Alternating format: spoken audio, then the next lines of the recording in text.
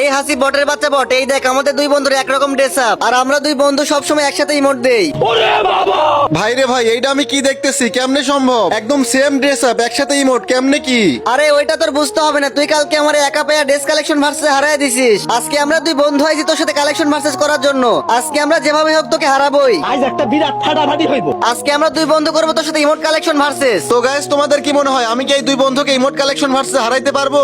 সেইটা দেখার আগে এই যে আমার পাশে যে মানুষটাকে দেখতেছেন না, আপনারা কেন ওনাকে সাপোর্ট করেন না ভাই? কত কষ্ট করে ভিডিও করে ভাইটা, কয়েকটা লাইক পাবে বলে। তো আমার যারা ভালোবাসার মানুষ আছেন, প্লিজ ভাইটার দিকে ভাইটাকে একটু সাপোর্ট করেন।